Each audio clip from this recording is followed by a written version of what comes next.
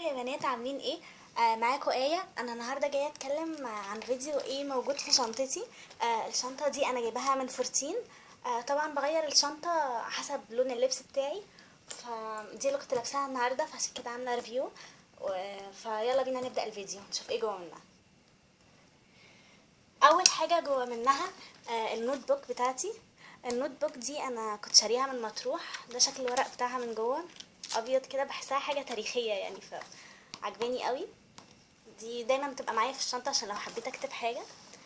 تاني حاجه معايا المحفظه. المحفظه دي ايمان صاحبتي كانت جايباها لي هديه، مهما بلف برجع لها تاني يعني، بجد شكرا يا ايمان. والمحفظه دي حلوه قوي، انصحكم لو لقيتوها تجربوها وعمليه يعني وما بتبصش. تاني حاجة معايا نضارة الشمس.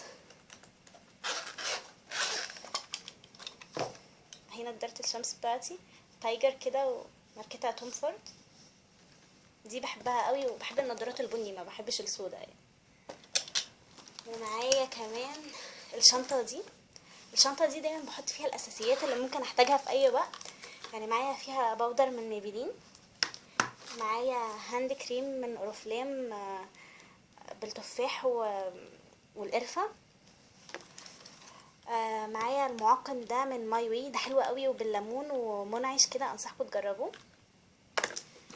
ومعايا برفان فراوي من ايفون. ومعايا ليبستيك فوشيا. ومعايا زبدة كاكاو من ماي واي. ومعايا جلوس صغير كده. ومعايا مراية. الحاجات دي لازم تبقى دايما معايا في الشنطة دي علشان لو احتجتها. معايا كمان وايبس. الوايبس دي لازم تبقى موجودة في الشنطة عشان لو احتجت امسح اي حاجة او الترابيزة مثلا او كرسي، لازم الحاجات دي تبقى معايا يعني. معايا كمان مناديل. انا بحب المناديل اللي بالروايح دي. معايا ميدالية المفاتيح. الميدالية دي فيها مراية والمفاتيح. ومعايا الهيدفون. ومعايا قلم. بس كده، مفيش حاجة تانية في الشنطة. اتمنى الفيديو يكون عجبكم. لو الفيديو عجبكم متنسوش تعملوا لايك وسبسكرايب وشير. اشوفكم في فيديو جديد، مع السلامة.